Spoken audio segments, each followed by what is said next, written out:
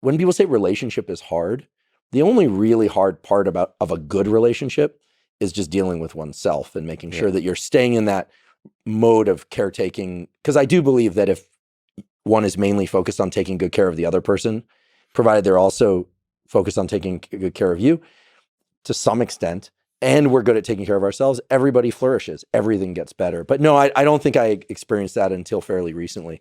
What do you think is the secret to a successful relationship?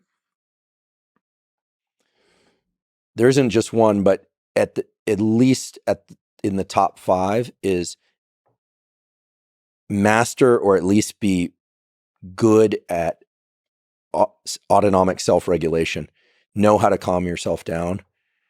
Don't expect looking to anything external to soothe yourself, is it puts you in a terrible position to be a caretaker of yourself and other people, right? So learn how to self-soothe, right? Learn how to calm your mind, steady your actions, steady your voice. There are tools to do that. We talk about on the podcast, but elsewhere, have that in place. I also think that if your main focus is on, you want to have good boundaries, et cetera, but on tending to the relationship, doing a little bit more than you think you ought to do. If everyone does that, it goes great.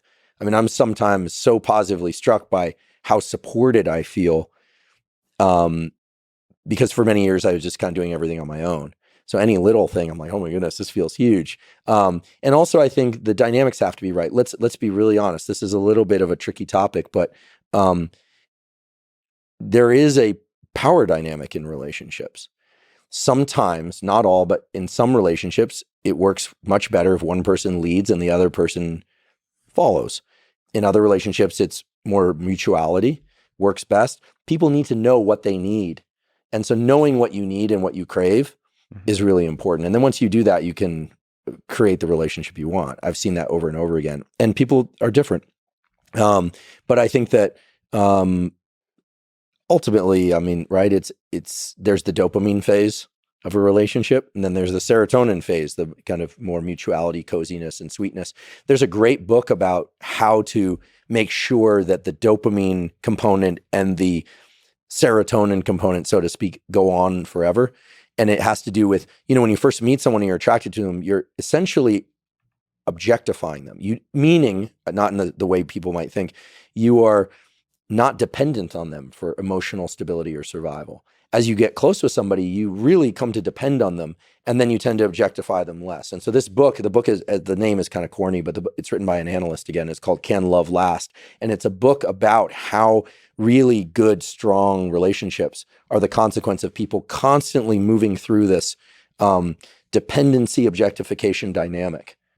And I use those words in the true, in the psychological sense, not in the way they're typically thrown around nowadays. So the idea, in some cultures, men and women will only touch for 2 weeks out of the month. And then for the other 2 weeks, the excitement and the sensuality and the sexuality is very heightened.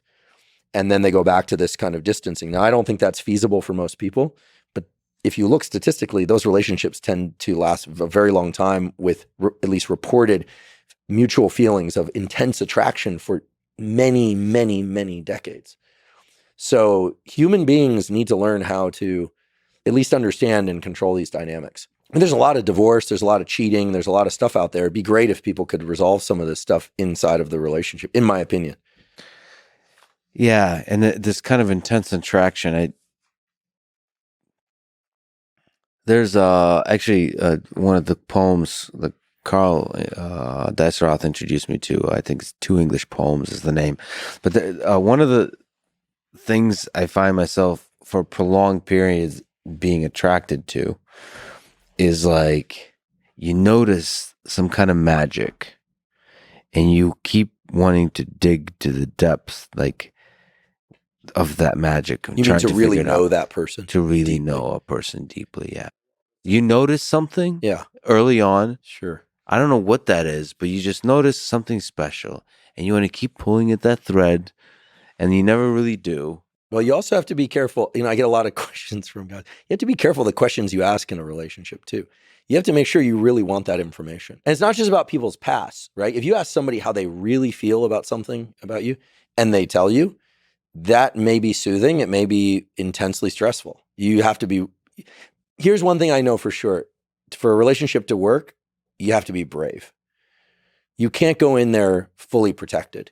And yet you also can't go in there with no boundaries, because you'll end up beat up. What's that quote? If you want to be a warrior, prepare to get hurt. If you want to be an explorer, prepare to get lost. And if you want to be both, and if you become a lover, prepare to be both, or something like that. I forget. This is one of these Instagram type things that you see passing by, and you go, "Oh, it's pretty true. Love's scary," because it takes us back to that primitive circuitry that is as primitive and basic as hunger, thirst, the desire for heat when we're cold, the desire for cold when we're overly warm. It's dynorphin. I mean, when somebody leaves, like when somebody you were attached to leaves by death or by decision, or you're forced apart, the dynorphin release is massive. It is true discomfort. People feel anxiety and discomfort. And moving through that is the hell of a process. I mean, if I knew how to best break up at a neurological level, or if you could just plug yourself into a wall and reset, I mean, I'd do that episode tomorrow, but we don't have that knowledge. No, come on. I think we've covered this before, and it's even been memified. I think losing love is part of the magic of love. It means you've felt something. I agree. But at some point, like if you've done it enough times, life is finite. It is beautiful to see these couples that seem very much in love despite having been together many years. Yeah, the way they look at each other. Yeah, they still see the magic. Yeah, and they'll say, "We got lucky," or it's been hard, or this and that. I think external conditions being a little tougher is helpful for a couple. Hardship. I do, because I think that you rally, you bond with people, being, obviously you want to survive those conditions, but I do. I think that Bonnie and Clyde. So, they were a little, a little too much.